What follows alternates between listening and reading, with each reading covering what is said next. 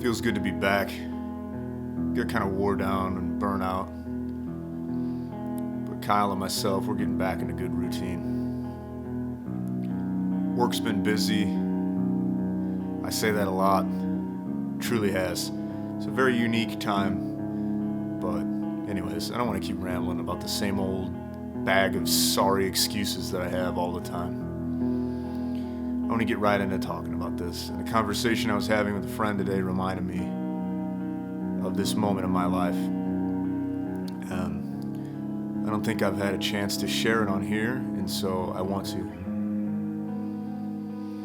And that is about this period of my life shortly after my mother passed away. So I'll never forget the day that she died. As cliche as that sounds, it's very, very true.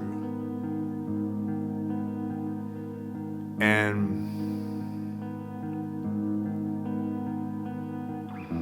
I remember thinking, here I am again, processing the loss of a loved one. This pattern is too familiar in my life. And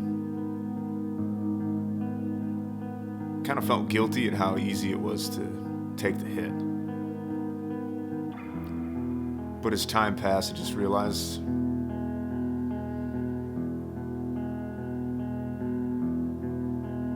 I'm just hardened by life. And it makes some people bitter. But what it does to me is it makes me cold. I don't really feel much. It takes a lot to make me upset. And it's hard for me to sympathize with people and their issues because I've had to deal with so much. But my little girls, God bless both of them, are continuing to soften and waken my heart back up. That old, tore up, cold, fractured heart. It's heavy too. But carrying around something heavy makes you strong. And being strong is important. When you're strong, you're less likely to be taken advantage of. Because you know that you can trust yourself more than anyone else you know. And it should and always will be that case. And I believe that wholeheartedly. And I want that for you.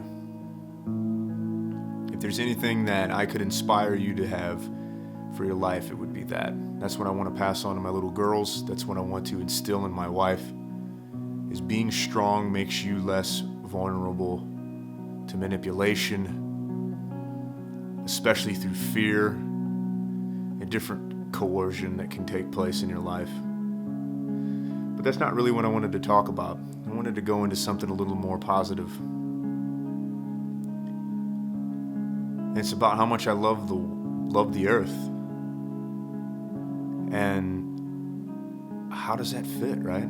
It's just talking about when my mother passed. So what I decided to do was get a nice machete, go out in my yard, and just hack at all of these weeds that had overgrown and taken over the property from the previous neglect, which was nobody living in this house.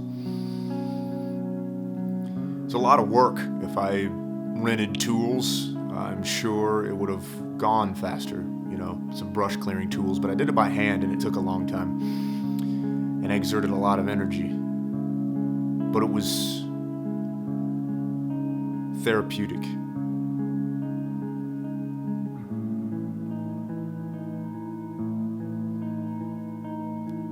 And I'll never forget in that process what really strengthened my love for Mother Earth.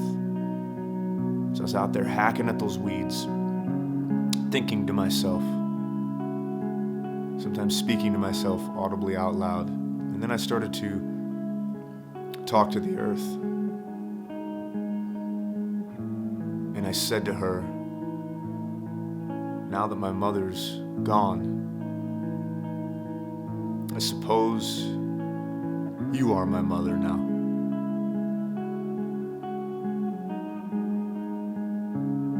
And she spoke back.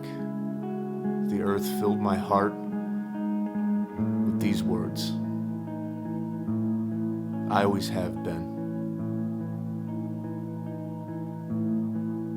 And my body was filled with a very sobering yet euphoric feeling. And I love getting dirty, and I love being connected to the earth. And that inspires me to want to take care of my portion of the earth, which is this land that I own. It's more land, I think, than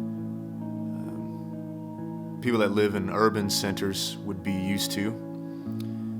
But where I'm at, it's kind of not much land at all. Just a little under an acre. I'd like to have more one day. But I want to take care of Mom. I want to clean her up.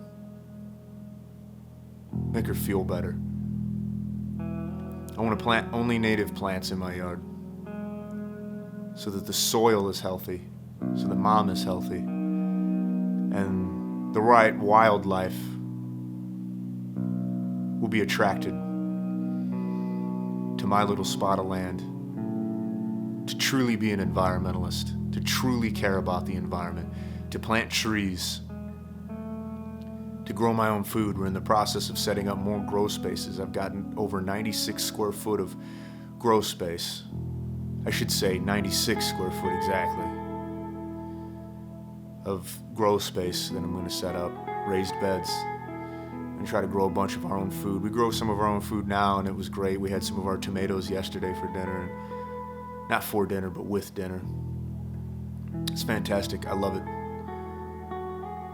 And I intend to do more. I love the earth. She loves me. You should love the earth. She loves you.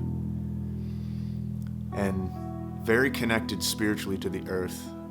And I'm still very connected spiritually to God, the Father, and earth, our mother. Both are very beautiful, should be respected, honored, exalted, and taken care of. And so, since my mom isn't here anymore, and I feel like the earth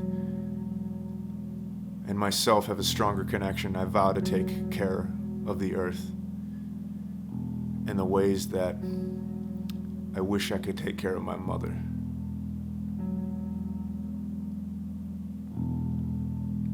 Another way I wish to honor my mom's passing in her life is to make sure that my little girls are raised with her wisdom. And I'm excited to make that happen.